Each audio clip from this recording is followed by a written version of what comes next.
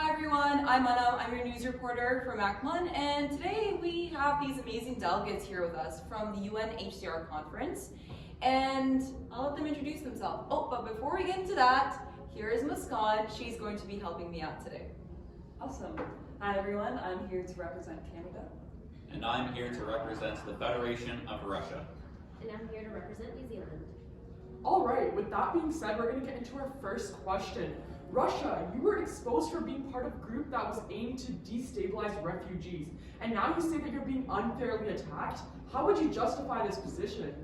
I would justify this position because I did what was necessary for the good of that region. Russian intelligence has belief that these refugees were hosting pro-Western ideological combatants, such as those seen many years ago with the Taliban. We wanted to ensure that the West would not be able to get their claws back on this region ever again. Yes, it is regrettable what happened, but it is also a necessary step to curb the West's rampant influence in this region. All right, thank you for that, Russia. Canada, what do you have to say about that? Great question. Personally, I think that Russia should take accountability for their actions, and especially the fact that Russia is using different people's ideology as a way to attack them, I think is just irresponsible as a country. No, for sure. Russia, I'll let you respond, but you're talking here so openly about all of these issues today, but you initially didn't take accountability. Rather, this was something that had to be revealed to the committee. Why is that so? Because I knew that the Western biased committee would never let me live this operation down. It may have been botched. However, even if it weren't, they would somehow spin this to curb Russia's influence. This is an attack on those forces that wish to free the world from their corrupting grasp. Well then, how do you expect countries like Canada and New Zealand, those gathered in the UNHCR today, to ever trust you in the future? All I will say is that there will come a time when there is no need for trust, but there may come a time sooner than you think that the time for action will be necessary.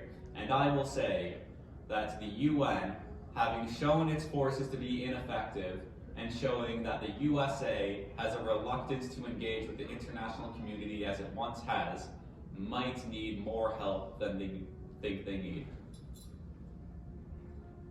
Wow, that is fascinating to hear, but I'm sure that your colleagues here have some opposing opinions. What do you have to say about this, New Zealand? Well, Russia mentions the Taliban and Western bias.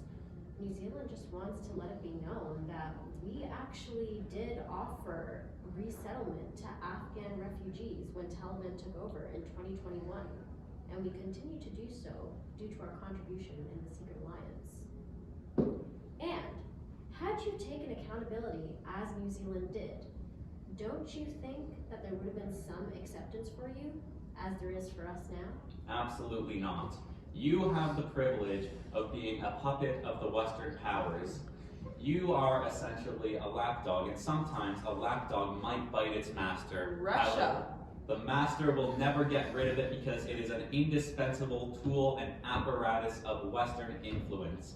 The same privilege cannot be afforded to Russia because we are seen as a liberating force. The West is scared of us, and I might say they should be, because if they are to continue this aggressive attack on our reputation and on our principles of liberating any oppressed minorities, then we may have to defend ourselves both on the field of words and on the field of battle.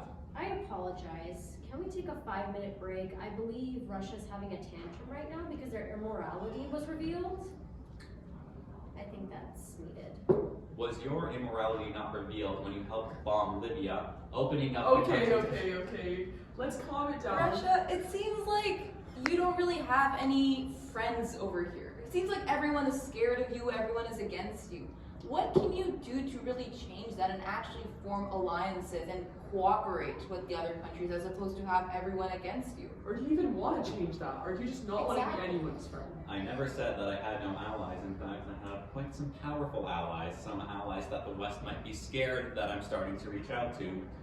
It is simply known that if the West is hostile to the global South, then I am hostile to the West. And there are some that share that view. There might be some partners to the east of us who share the same sentiment that people are scared that our alliance might be crystallizing more quickly than they can corrupt us. So you speak of this alliance. Could you possibly reveal some information about what your alliance has planned for the West over here?